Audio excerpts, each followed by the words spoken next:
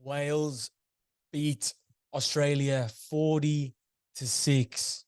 Holy, what a what a performance from Wales. I'll touch on Wallabies a little bit later in this one, but what a absolute dominant performance from Wales.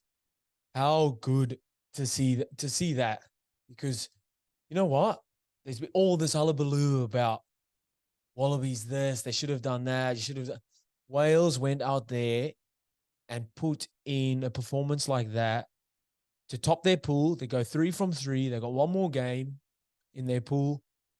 And that clinical performance like that with Dan Bigger down, Gareth Anscombe slots in perfectly, does a job, does a man of the match job, 23 points later, and they go out and absolutely obliterate the Wallabies.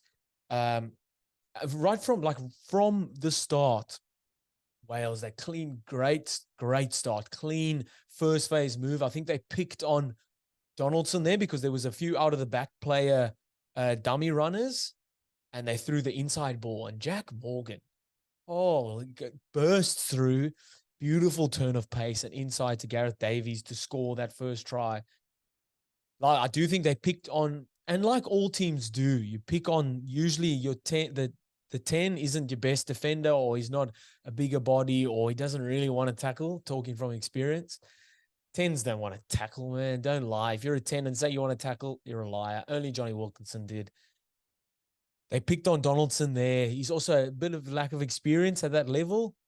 Caught him lacking a bit, not kind of closing the space on the defense there.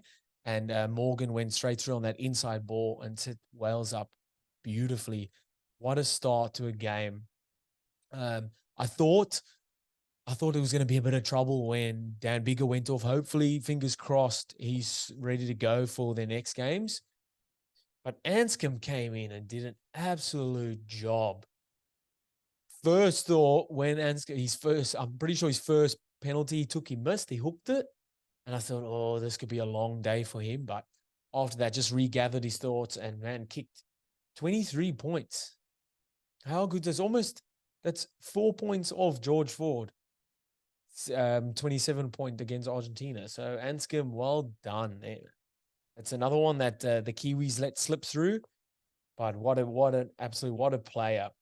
Also come back from terrible injuries and just bad run of injuries, man. To do that, like as anyone, that's like a dream. Come on against the Wallabies at a World Cup, a must-win game just to cement their number one spot in that pool, and puts up a performance like that. How good. And then I want to touch on Jack Morgan. Oof. Just we get a podcast moment or a show moment for Jack Morgan. 10 seconds of silence. Man, he's immense. He's like a old head on a young body. Just goes and goes and goes. He's making all the tackles. He's making all the carries. Not all of them. He's taking a lot of carries. He's hitting all the rucks. He's kicking 50-22s. He's try assisting. What more he's looking good with a bloody nose. Like, what more does he need to do? Wales have got a leader there for the next 10 years, I reckon. He will go on unless he gets bad injuries. So hopefully no injuries for him in his career. He'll go on to make 100-something games at the minimum. What an absolute weapon. What a player Jack Morgan is. I think it's his second. Oh, no, he did a cross kick in the first game against Fiji. So he's obviously pretty handy with the boot. Man, because he's kicking. That 50-22 was glorious. And that for me was the game changer. Because Wallabies, instead of going for posts, went to touch. It was right out in front. They went to touch. Threw the line out, and no jumper went up. No one went up. You're 10 meters out. No one went up. Obviously, miscommunication there. Jack Morgan gets it off the back. Kicks an absolute perler. So 22-22. For me, that you should get points for that. Not just the line out. They should just give you the try. It's a great kick. and they went on. I think they scored they got a penalty from that. So that's a 6-point switch, like flip. And I think that just pulled the sails from that Wallabies team, man, because that's gut wrenching stuff. I think Wales were really clinical when they were just I think it was their game plan.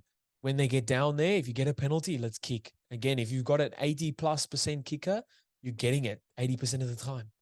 8 out of 10 times, you're getting those 3 points. Yes, then they got the kick over the top. There was a great try as well, but just kept, even after that, kept kicking, putting the points on. That scoreboard pressure, applying scoreboard pressure speaks volumes, man. Because if you're the opposite, the opposing side, and you're like, fuck, this is a lot. And you look up at the scoreboard and you're like, oh, fuck, they've 12 points ahead. That's from 4 kicks. Just being able to kick and apply that pressure. And it sucks kind of the life out of you as the opposing side, especially when on the flip side, you're not getting your kicks or you're not converting. If you are kicking to touch, you're not converting that pressure into points. It's hard for them then. So full credit to Wales. Clinical performance, man, regardless of what you may think about the selections around the Wallabies and all that stories.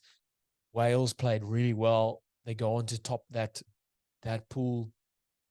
Good on them. Good on them. So they might play Argentina, I'm guessing. And that's Argentina, tough, man, tough as nails as well. So that'll be a great game, I think.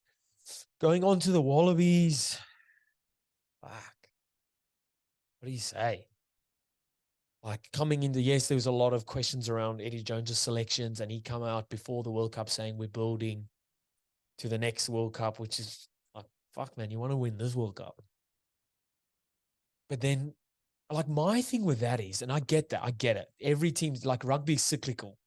There's players that go, groups of players that come around and they stick together for 10, 15 years if you're lucky, and then they have to pass the baton on. But in that period, you can't just swap out everyone.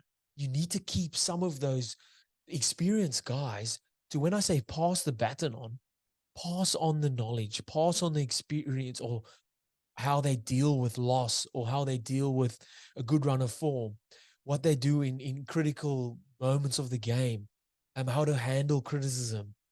Pass that knowledge on. When it's going good, how do we handle it? When it's going bad, how do we handle it? How can that baton be passed on when everyone is inexperienced? Like, yes, Slipper is there, but he's alone. Who else has got 80 or 90 plus caps there? Karevi, but also not as much. Like, it's tough. And yes, hindsight is great. You sit here and you're like, oh yeah, like they should have. But it was kind of like a big fucking boom, lollipop, ice cream against the forehead. You're picking Michael Hooper. You're picking Quade Cooper. And Sonny Bill said it best when they pulled Carter Gordon off during the Fiji game. Like, no one is around him now, even if they picked Bernard Foley there. No one is around him now to be like, arm over his shoulder, be like, mate, it happens. Sometimes you have a shit game. Like, it's fine. You'll be right come next game, your next opportunity. Like, no one's there to like, what has happened at this World Cup, is it going to better these guys? Like, is it going to make them stronger so they learn from criticism or learn from losses? Or is it going to scar them? There's that fine line there, I think. And I'm edging towards the scarring them because, man, it's tough. And again, it's not on the players. The players they're not sitting up there selecting who should go. Like, if I'm getting selected to play for a team, I'm going. So I do think that's up to the coaching staff and selectors.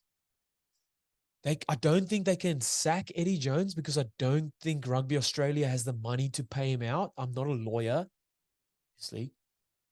But I think if you sack someone, you have to pay them out for what their contract is. And I'm pretty sure he's got a 5-year contract.